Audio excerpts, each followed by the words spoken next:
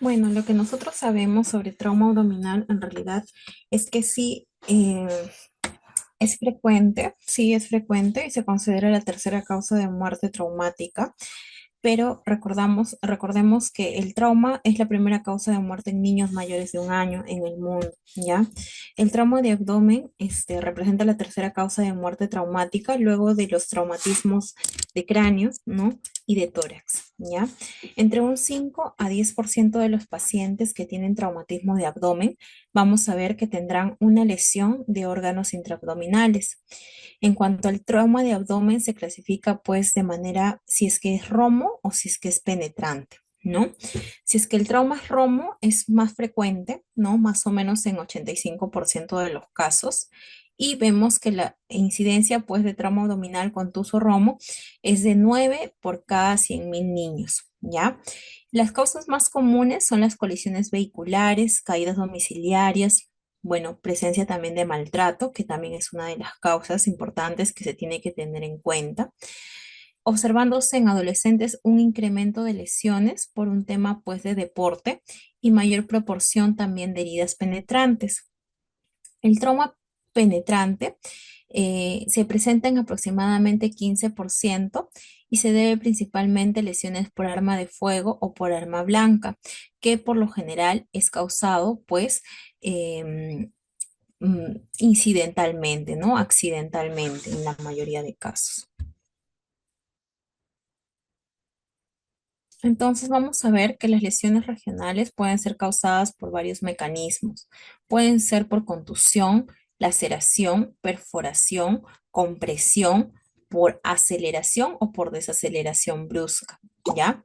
Entonces lo que nosotros vamos a ver es que si nosotros dividimos, ¿no? Recuerden ustedes sus divisiones para nosotros poder, cuando examinamos a nuestro paciente, vamos a ver que pues puede estar ubicada la lesión a nivel del hipocondrio derecho, ¿no? En la parte del epigastrio, siendo estas dos divisiones que compromete de la parte del hígado, ¿no? La parte de flancos, la parte de fosa ilíaca, pues va a comprometer toda la parte del intestino, ¿no? Y recuerden que si el dolor es predominantemente en hipocondrio izquierdo, tenemos que descartar de que haya una lesión a nivel esplénico. Entonces, de acuerdo a los tipos de trauma abdominal, podemos ver que los no penetrantes se consideran más o menos el 85% de los casos y los penetrantes en un 15%, ¿no? Vamos a ver que en el caso de los penetrantes, pues ya como les he mencionado, es por arma blanca o arma de fuego y el 90% se presentan en niños mayores de 12 años. Los órganos más lesionados en un trauma penetrante son el hígado y luego el intestino delgado. No se tiene que extraer cuerpos extraños hasta la realización de la cirugía porque podemos ocasionar más daño en el caso de un trauma penetrante. Si es que hubiera o existiera el caso de evisceración, no tenemos que reintroducir las vísceras, ¿no? Más bien lo que se tiene que hacer es colocar gasas húmedas hasta la realización de la cirugía, ¿no? Entonces, cuando nosotros vemos que cuál es el órgano más lesionado en traumatismo abierto, ¿no? Por alma blanca, vamos a ver entonces que es el hígado, ¿sí? Y por arma de fuego, sí va a ser el intestino delgado. Y el órgano más lesionado en trauma cerrado o contuso es el vaso y el hígado. Entonces, diferenciar bien lo que son heridas, pues, abdominales o traumas abiertos, ¿no? Porque ustedes saben, pues, que las heridas son a nivel abiertas y en cambio, cuando hablamos de contusiones, hablamos de traumas a nivel cerrado, ¿no? ¿Cuáles son las diferencias? Básicamente, cuando hay un trauma abierto, es porque existe una solución de continuidad en la piel. Un trauma cerrado, la piel está intacta, está indemne, ¿no? Y cuando hay una herida abierta, ¿no? Vemos que es producida por un objeto de diámetro o superficie de acción reducida, como puede ser navajas o punzones, y a su vez las heridas, ¿no? Abdominales pueden ser penetrantes o no penetrantes. Penetrantes cuando pues penetra la cavidad peritoneal y esto a su vez se puede dividir en simples o complicadas. Simples cuando no hay lesión de ninguna víscera hueca o ninguna víscera pues o algún elemento macizo, o complicado cuando sí hay lesión de una víscera. La parte que es no penetrante es porque básicamente no va a penetrar, pues, ¿no? En la cavidad peritoneal. El mecanismo de producción puede ser por objeto punzocortante, por proyectil, y vamos a ver que los órganos más afectados son el vaso, el riñón y el hígado. En el caso de un traumatismo cerrado, es producido por objetos contusos de gran superficie de acción. Pueden ser simples cuando no hay lesiones intraabdominales, complicados cuando hay lesiones intraabdominales de víscera hueca.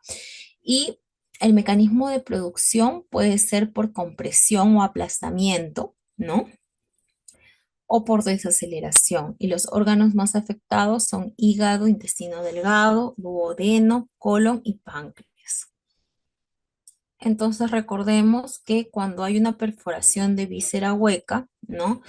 Por lo general hay signos de peritonitis generalizada, es decir, fiebre, taquicardia, distensión abdominal y vómitos biliosos. Y cuando hay una perforación de víscera sólida, hay signos pues de shock hemorrágico, ¿ya? ¿Y cuáles son estos signos? Básicamente palidez, sed marcada, ¿no? Taquicardia, ¿no? Hipotensión, taquipnia, ¿no? También pulsos débiles, rápidos, ¿no? Y también puede haber cianosis, ¿no? Entonces, estas son las diferencias que ustedes pueden encontrar si es que hay perforación de víscera hueca, ¿no? Este, en relación a la diferencia de vísceras sólidas, ¿no?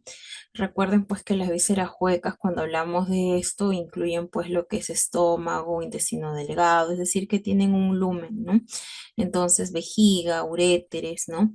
Vesícula también. En cambio, las vísceras sólidas pues son el hígado, el páncreas, el vaso, los riñones, ¿no? Y las glándulas suprarrenales. Entonces, esto es importante hacer la diferencia en relación a la clínica que puede presentar nuestro paciente.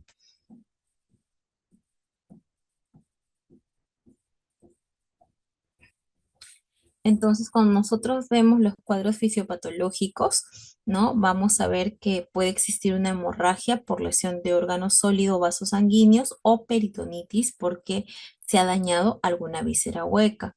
En relación a la mortalidad que pueda presentar mi paciente, recuerden que hay más mortalidad cuando se dañan grandes vasos, por ejemplo, si hay una lesión a nivel aórtico, no se saben que va a ser pues la mortalidad alta en relación a la perforación, si es que existiera alguna perforación intestinal, y en relación a al daño que hubiera de una víscera hueca.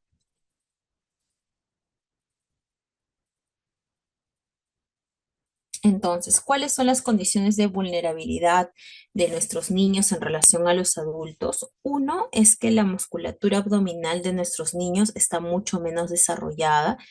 El hígado y el vaso son más anterior y por tanto están menos protegidos.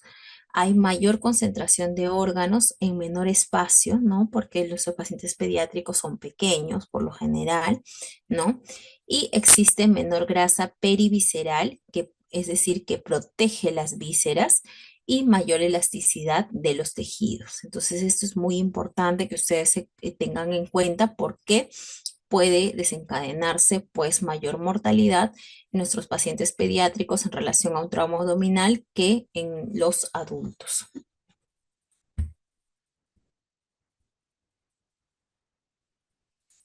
Esta diapositiva me ayuda a mí a tener en consideración que está habiendo mucho apogeo, ¿no? En lo que se habla de la ecografía, ¿ya? La ecografía, el ecofaz, ¿no? Que se menciona es para poder nosotros realizar y ver la presencia de líquido libre. La mayoría de ecofaz positivos presentan la positividad cuando se halla líquido libre a nivel de pelvis, ¿no?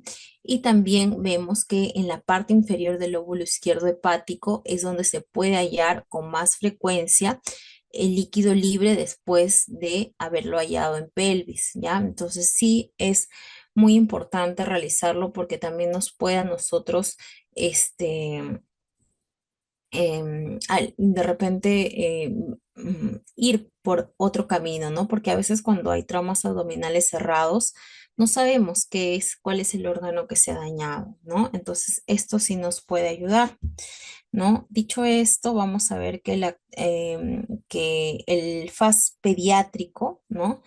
Tiene baja sensibilidad para trauma intraabdominal, ¿no? Pero nos puede ayudar en ciertas ocasiones, ¿ya?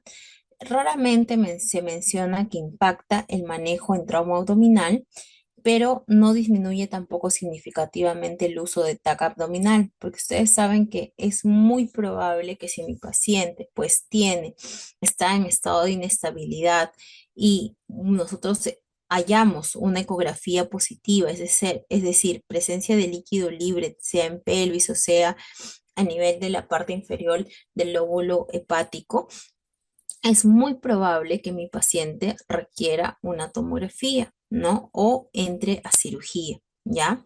Entonces, cuando nosotros tenemos un trauma abdominal cerrado, ¿no? Y mi paciente tiene exámenes normales, pero si mi paciente está estable y mi ecofase es negativo, por lo general, yo observo nada más a mi paciente. Si mi paciente está estable, pero el ecofase es positivo, ¿no? Se puede realizar ecofas seriados, es decir, cada cierto tiempo y se monitoriza a mi paciente, o también puedo realizarle una tomografía. Sin embargo, si mi paciente está inestable, ¿no? Y mi ecofase es negativo, necesito tomar una decisión si es que mi paciente se le realiza una tomografía o mi paciente entra a sala de operaciones, ¿ya? Entonces sí nos sirve, pero algunas de las bibliografías nos mencionan que sí tiene baja sensibilidad como única ayuda, ¿ya? Sin embargo, si es que nosotros conjugamos tanto el ECOFAS con el estado hemodinámico de mi paciente, sí nos podría ayudar.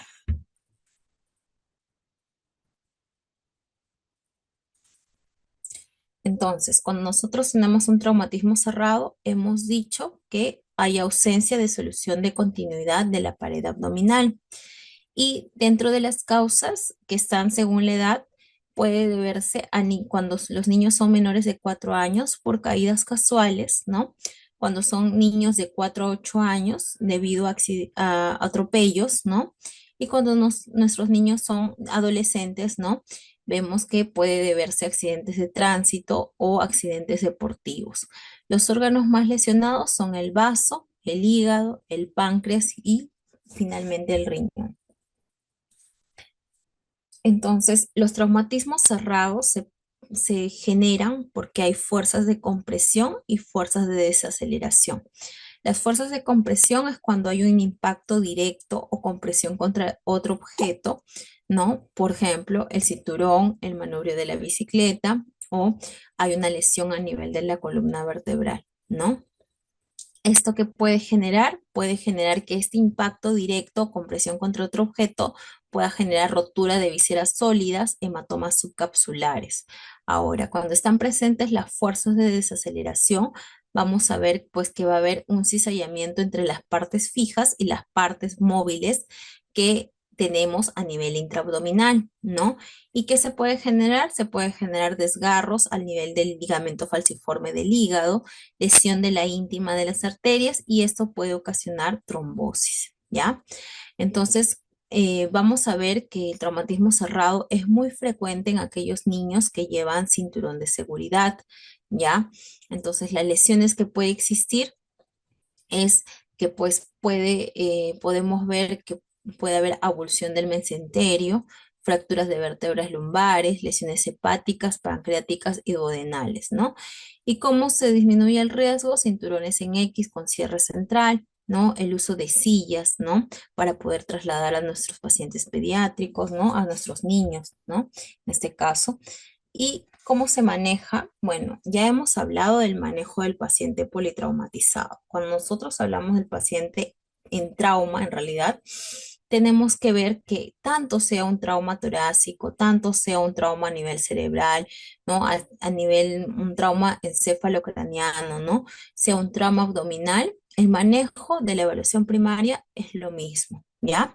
Se tiene que ver el A, B, C, D, E, ¿ya? El A, verificar la permeabilidad de la vía aérea, si se tiene que estabilizar la columna cervical, como hemos mencionado, es de acuerdo a cada paciente y el manejo es básicamente individualizado.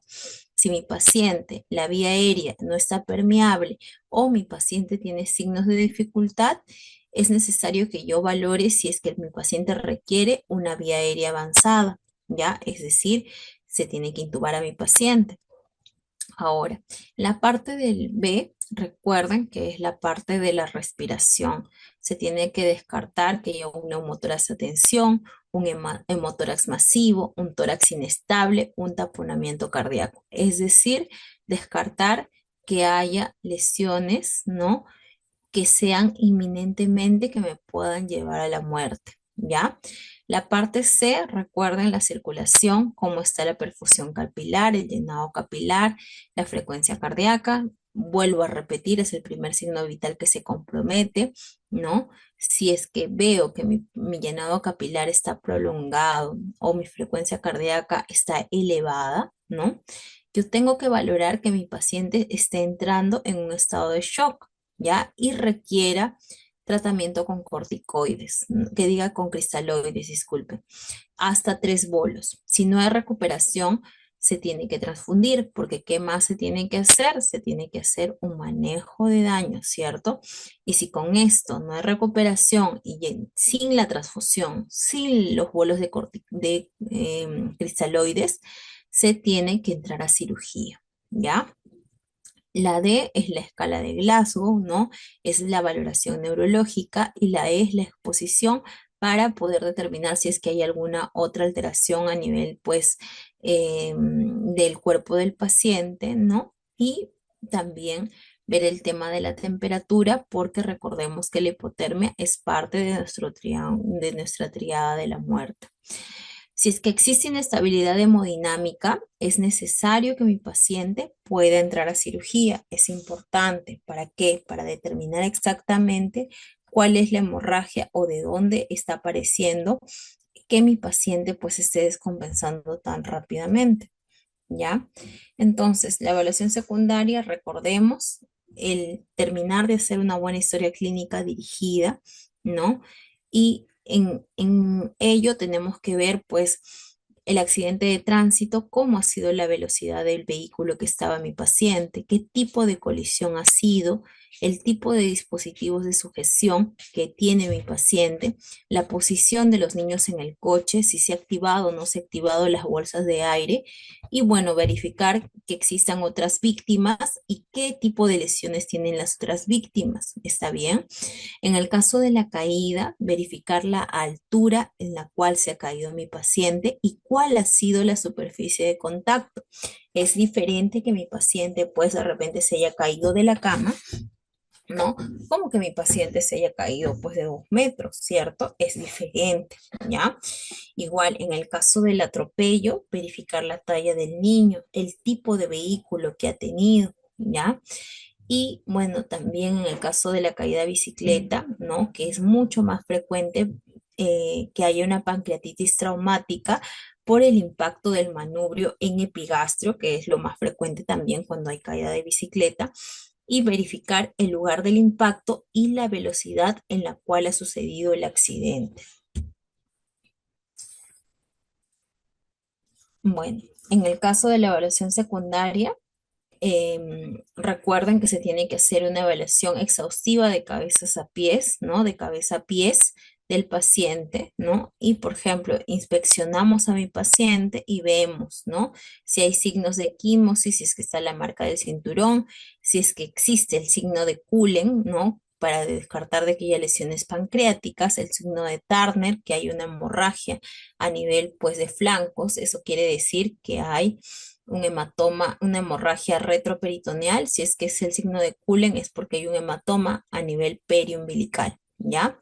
Si es que el abdomen de mi paciente está distendido, hay lesiones penetrantes, abrasiones y laceraciones, al igual que cuando yo ya paso a la parte de la palpación, ¿no? Normalmente recuerden, cuando nosotros tenemos que evaluar abdomen, primero es la inspección y luego ¿qué es? Luego es la auscultación, ¿ya? Y tengo que verificar los ruidos hidroaéreos, ¿ya? Si es que están muy disminuidos, ¿no? Ver si es que hay hilo paralítico, ¿no? Y esto puede indicar que haya líquido libre intraperitoneal. Posterior a ello, ya hago la palpación, verifico la sensibilidad, el dolor, ¿no? Del paciente al momento de la palpación, si es que existe sangrado en el meato también urinario, si es descartar que hay un trauma de vejiga, de genitales, ¿no? Y bueno, también puedo realizar la percusión, si es que hay mucho aumento del timpanismo, nos cuestionamos, ¿podrá haber o no podrá haber neumoperitoneo? ¿No? Y el signo de Hover, que es el timpanismo en hipocondrio derecho, que podría indicarnos la lesión de una víscera hueca. Entonces, vuelvo a decir, la parte de la evaluación secundaria, ¿no? También incluye las pruebas de laboratorio, ¿no? Que son las pruebas cruzadas, la prueba de hemograma, hemoglobina, hematocrito, glucosa, transaminasas, más de 10 veces la lesión hepática. En lesión hepática hay un aumento de transaminasas de más de 10 veces.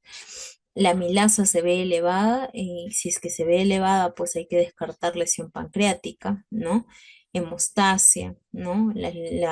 Pruebas de hemostasia, el sedimento de orina, ¿no?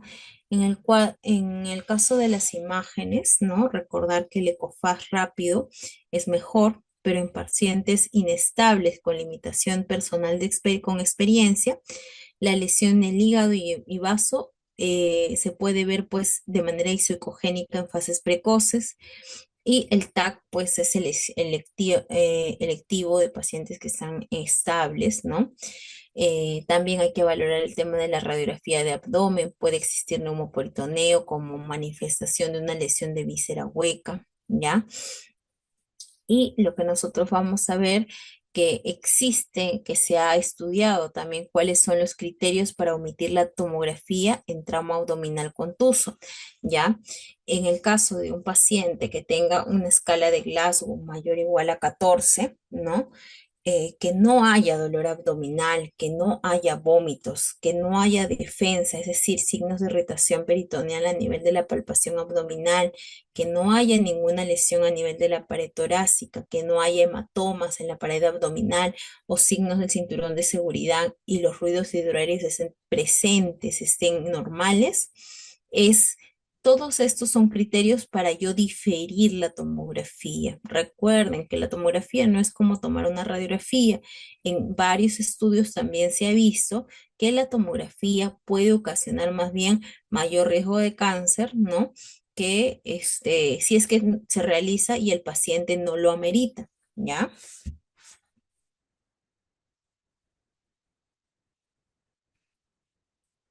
Entonces vamos a ir viendo lo que son cada una de las lesiones, ¿no? La lesión esplénica, que es la lesión del vaso, vamos a ver que es uno de los órganos intraabdominales que es más lesionado, ¿no? Y la esplenomegalia va a predisponer a la rotura ante mínimos, pues mínimos traumatismos. La clínica es un dolor abdominal difuso, ¿no?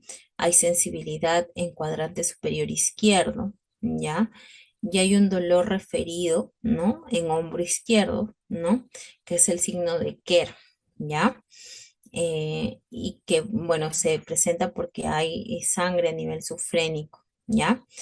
En la radiografía de abdomen se ve un desplazamiento medial de la burbuja gástrica y hay un aumento de tamaño también a nivel esplénico. El manejo de una lesión esplénica es conservador, salvo exista inestabilidad hemodinámica.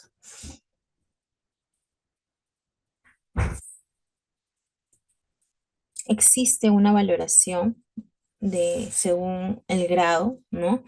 Es decir, una valoración de la lesión del vaso, ¿no? En grado según el tipo de lesión. Grado uno es cuando existe un hematoma subcapsular, ¿no? Del vaso en menos del 10% de la superficie o existe una laceración de menos de 1 centímetro. Grado 2 es un hematoma subcapsular, ¿no? Cuando está dañado, ¿no? Y existe un hematoma parenquimatoso en 10 a 50% de la superficie, ¿ya? Grado 2 también se denomina cuando existe un desgarro de 1 a 3 centímetros de profundidad y menos de 10 centímetros de longitud. Grado 3 es cuando hay un hematoma subcapsular de más del 50% de la superficie, un hematoma parenquimatoso de más de 10 centímetros de profundidad, un hematoma subcapsular o parenquimatoso roto, o existe un desgarro de más de 3 centímetros de profundidad. El grado 4 es cuando existe un desgarro que involucra vasos cementarios ciliares con desvascularización mayor del 25% del órgano. Y el grado 5 es cuando ya hay injuria vascular del hilio esplénico, ¿ya?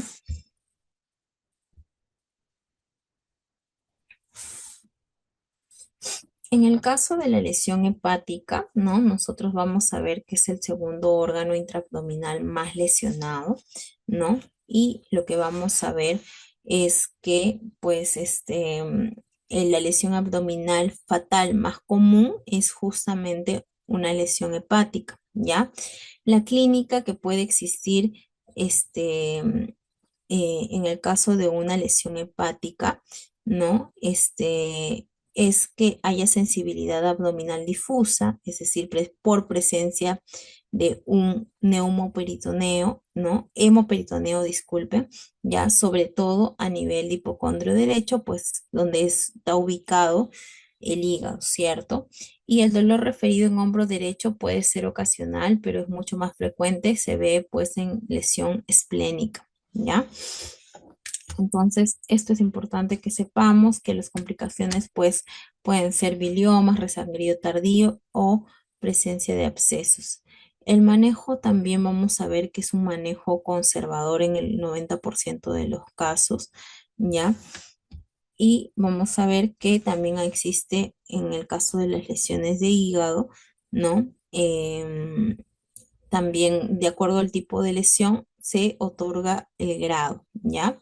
Por ejemplo, grado uno es cuando, cuando la lesión es subcapsular, ¿no? Existe un hematoma subcapsular, pero en la parte del hígado está dañado menos del 10% de la superficie o existe un desgarro parenquimatoso de menos de 1 centímetro.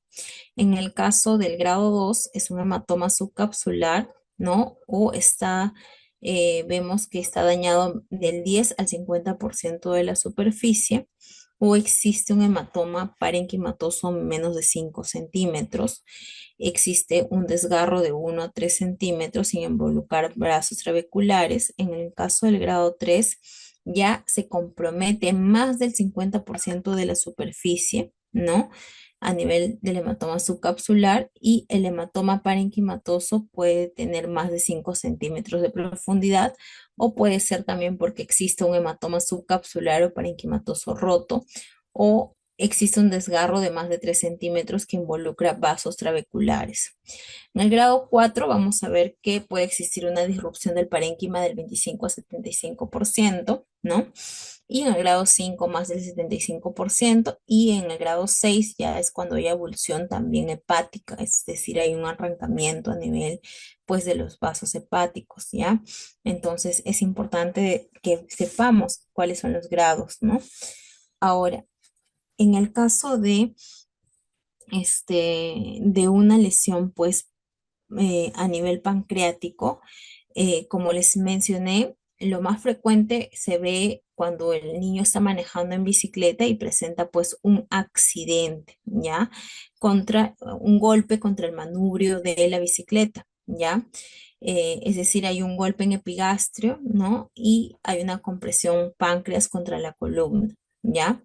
Entonces, ¿es de difícil diagnóstico? Sí, es de difícil diagnóstico porque sabemos que el páncreas es un órgano que está ubicado a nivel retroperitoneal. La clínica muestra hallazgos inespecíficos, ¿ya? Y puede estar asociada a una lesión hepática o intestinal, ¿ya? El dolor se manifiesta en hipogastrio, en epigastrio que diga, y en hilio adinámico y hay presencia de vómitos, ¿ya? Y también pues se puede elevar la amilasa, por eso es que normalmente cuando hay una lesión pancreática nosotros pedimos amilasa, lipasa, ¿ya? Sin embargo, la elevación de estas enzimas pancreáticas puede demorar bastante tiempo, ¿ya? Así que no son del todo totalmente específicas, ¿ya?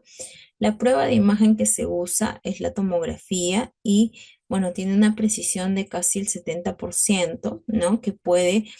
Se puede ver edema pancreático, dilatación ductal, líquido peripancreático, ¿ya? Y una de las complicaciones más frecuentes es la presencia de pseudoquistes, que en el 25% de los casos tiene una resolución espontánea en 6 semanas, ¿no? Y si pues no existe ninguna complicación, ¿no? Si es que no remite, se puede realizar pues un drenaje quirúrgico, Pasar ¿no? algo que tú no quieras, esa es la clásica, ya, para la próxima cambias ya de discurso. No va a pasar, no va a pasar algo En que el tú no caso, bueno, quieras. de que O haya a ver qué un dicen otra manejo cosa, a ver qué va a pasar. conservador de la Te lesión juro, pancreática, vamos a ver que puede existir pues una descompresión nasogástrica o también podemos ver que puede ser manejado a través de un reposo intestinal, ¿ya?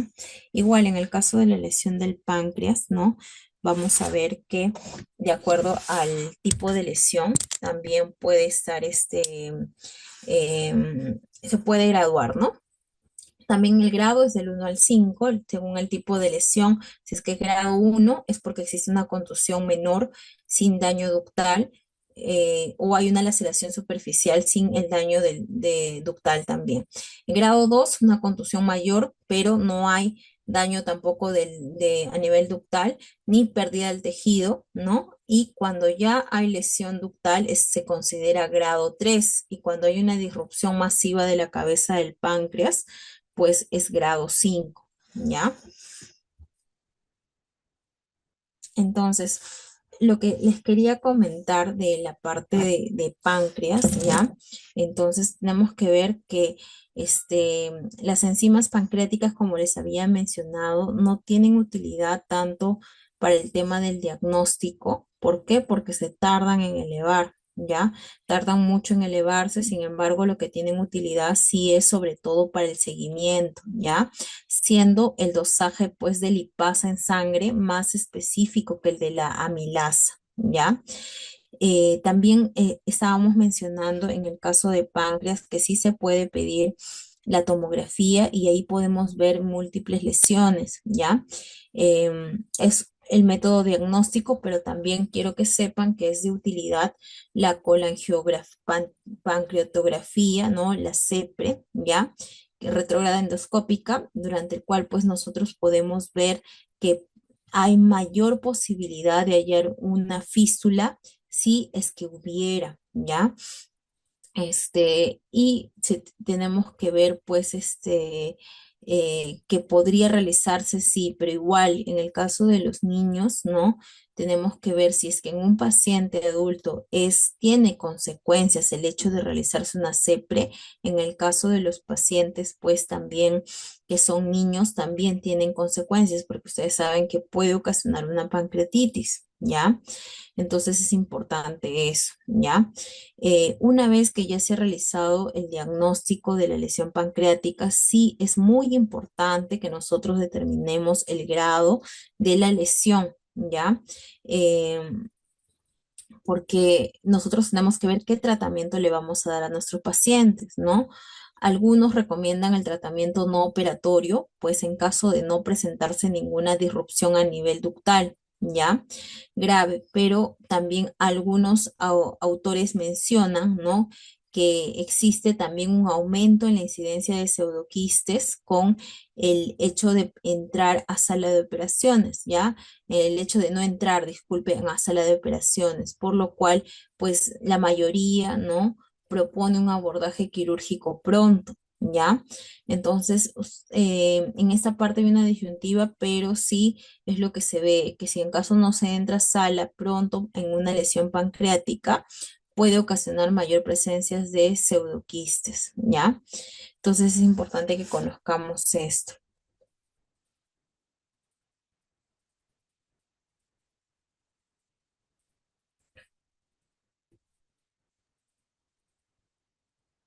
En el caso de las lesiones a nivel renal, ¿ya? También se pueden determinar en base a grados, ¿ya?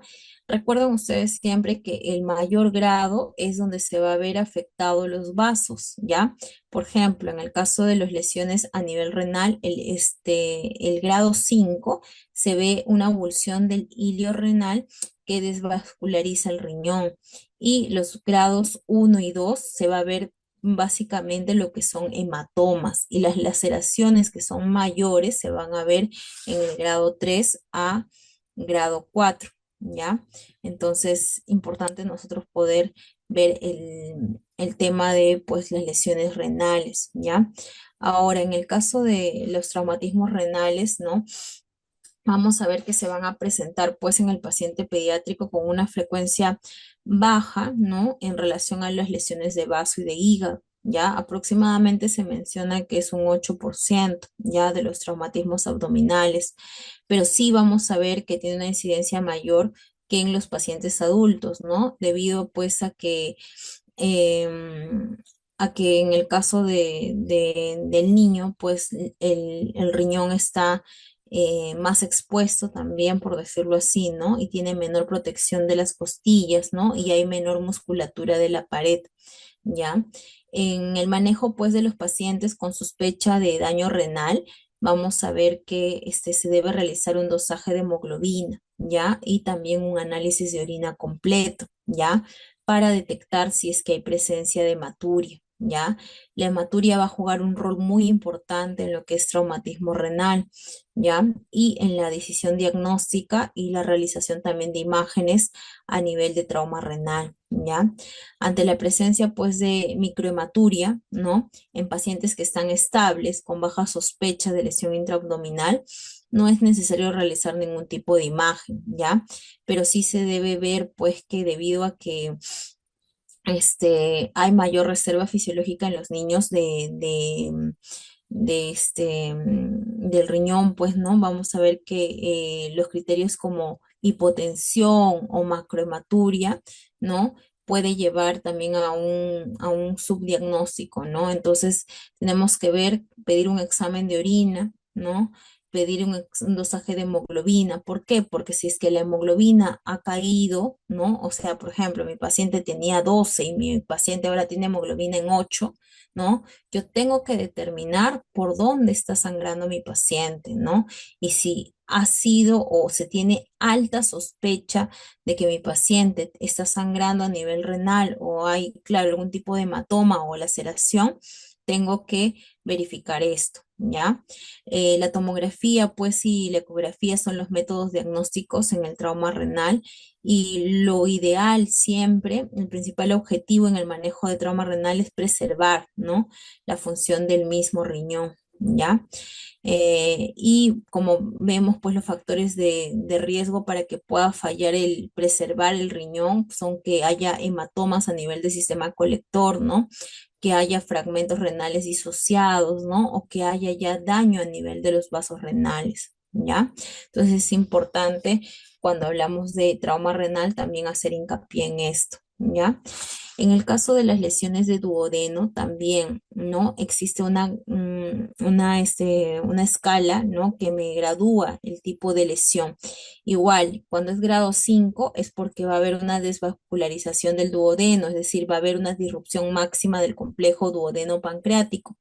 Y en el caso del grado 1 pues solamente es porque involucra una parte de la porción duodenal, ¿no? Existe una laceración parcial sin ningún tipo de perforación. En el grado 2 hay un hematoma que involucra más de una porción, ¿no?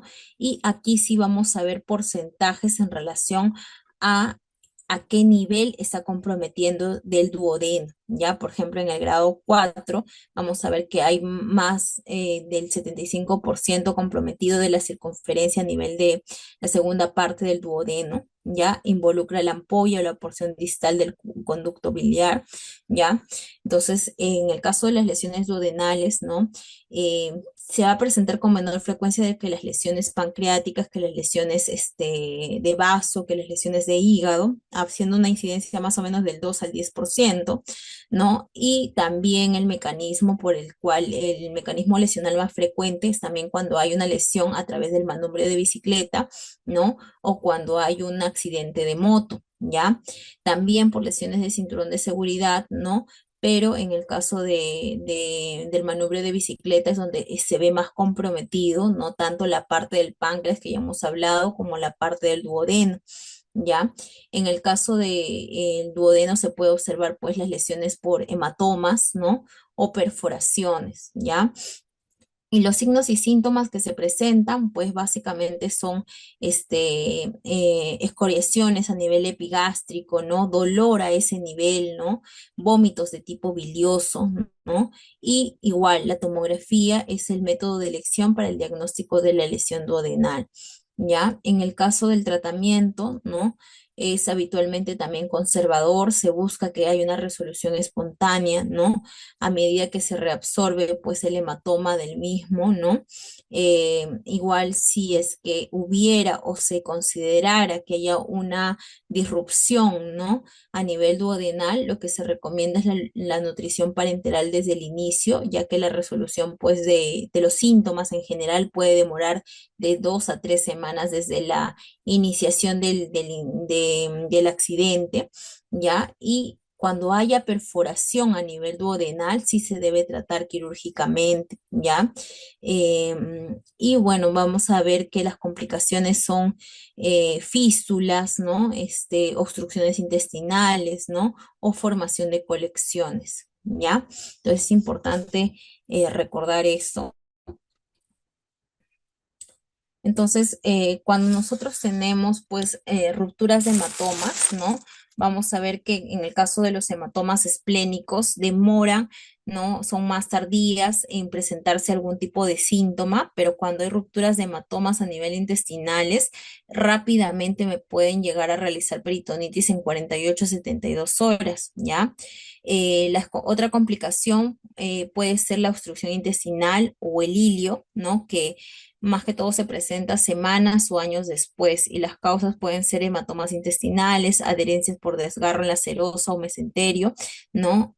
Presencia de abscesos intraabdominales es otra complicación de los traumatismos abdominales, fugas biliares o biliomas o la presencia de síndrome compartimental también, ¿ya?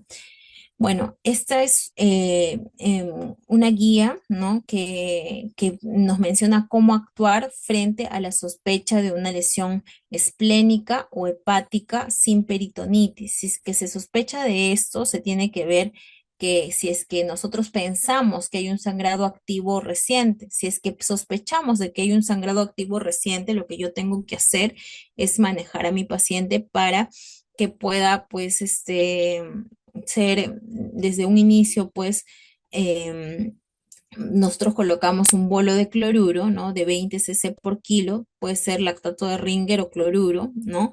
Y verificamos si responde o no responde a los fluidos. Si es que sí responde, se le puede tomar una tomografía, ingresa a la unidad de cuidados intensivos para monitorización, se lo coloca en NPO, se hace control de hemoglobina cada 6 horas para ver si es que hay evidencia de repente que puede haber un nuevo sangrado, reposo hasta que la hemoglobina esté estable. Si es que no responde fluido, se vuelve a colocar un bolo, se considera igual otras causas probables por las cuales mi paciente no ha respondido a fluidos, ¿no? Y si en caso, por ejemplo, si nosotros mi paciente ha respondido a fluidos, y mi paciente está sintomático, la hemoglobina está a menos de 7, vuelvo a colocar otro bolo, ¿no? Y puedo considerar, pues, igual, tomar la hemoglobina cada 6 horas. Si es que no se sospecha de un sangrado activo reciente, ¿no? igual tengo que monitorizar a mi paciente, lo tengo que hospitalizar, ¿no?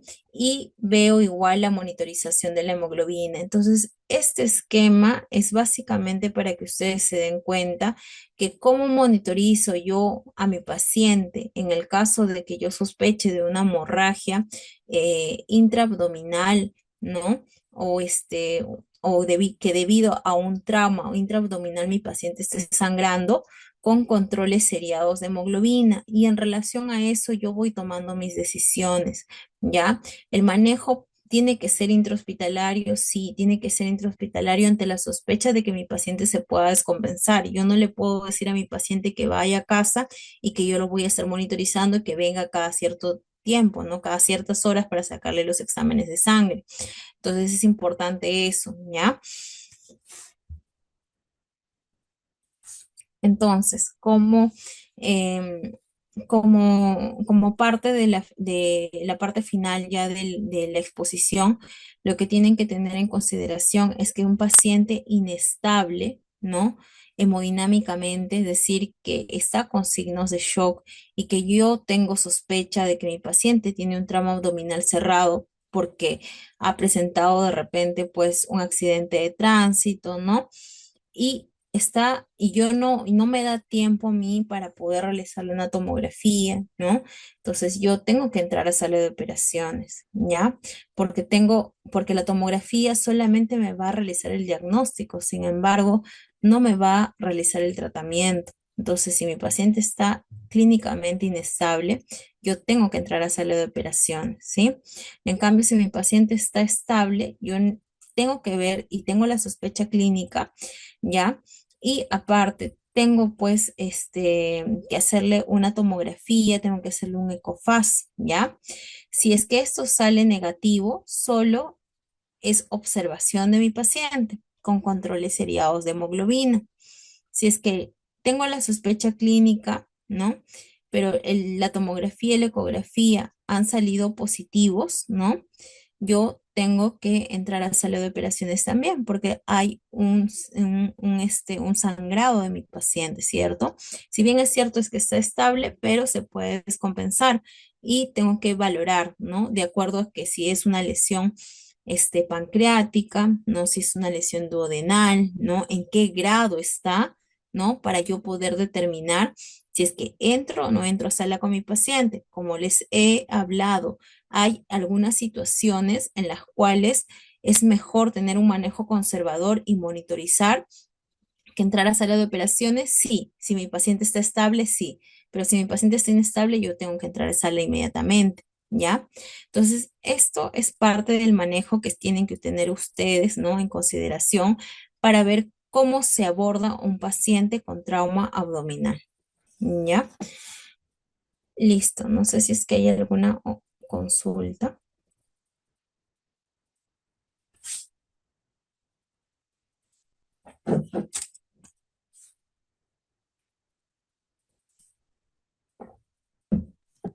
¿Qué tal? Buenas tardes con todos, estimados participantes. Si ¿tienen alguna duda o alguna consulta que deseen realizar o canalizar?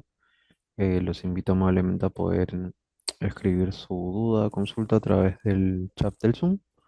O si gustan, pueden activar el micrófono para poder realizar la consulta de manera directa con la ponente. Sí, recuerden que todas las personas que participen van a tener puntos adicionales en sus cuestionarios. La idea es poder aprender y que se vayan sin ninguna duda o sin ninguna consulta que tengan que realizar sobre los temas que hemos abordado el día de hoy.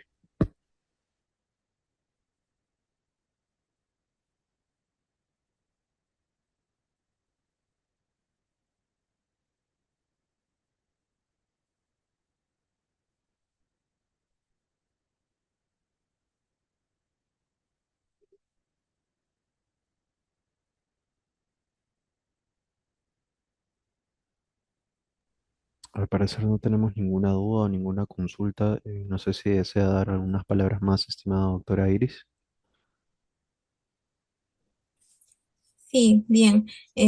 Bueno, las dos ponencias han sido en base a lo que es este trauma pediátrico, ¿no? Si bien es cierto es que nosotros, la mayoría de hospitales que ya tienen mayor nivel, ¿no? En el caso de lo que es trauma pediátrico, nosotros lo abordamos cuando es, por ejemplo, un TEC grave, ¿no? Cuando es un traumatismo abdominal grave, ¿no? Para poder tener un manejo clínico adecuado. Sin embargo, en la primera instancia siempre la maneja cirugía pediátrica, ¿no? Entonces, tiene que haber una coordinación en tanto todo el equipo pueda saber cómo se tiene que manejar al paciente. Si bien es cierto que es dentro de lo que se presenta, ¿no? No es como los casos que tenemos de manera frecuente de insuficiencia respiratoria, ¿no? Tenemos que saber y conocer cómo es el abordaje de estos pacientes, ¿ya? Las lesiones traumáticas en realidad abdominales son de baja incidencia, ¿no? Pero sí tienen alta mortalidad en la edad pediátrica, ¿ya? Y se va a incrementar en gran cantidad, ¿no? Por la presencia de lesiones que muchas veces pasamos inadvertidas, ¿no? Entonces, si es que ustedes consideran que el paciente pues ha tenido un trauma y es moderado a severo, se tiene que de todas maneras hospitalizar a nuestro paciente, ¿no? Entonces, espero que esto les haya servido a cada uno de los asistentes, de los participantes del curso, para que puedan ver que es necesario tener una capacitación, tener un conocimiento, ¿no? De cómo se tiene que abordar a nuestro paciente, porque como les menciono, el hecho de que ya ustedes tengan noción, ¿no? O tengan, tengan la idea de cómo se maneja este paciente, les da mucha mayor, pues, que tenga un mejor manejo, ¿no? El paciente pediátrico, ¿no? Entonces, espero que les haya servido mucho la ponencia, ¿no? Y espero hasta otra oportunidad poderles brindar una nueva charla. Gracias.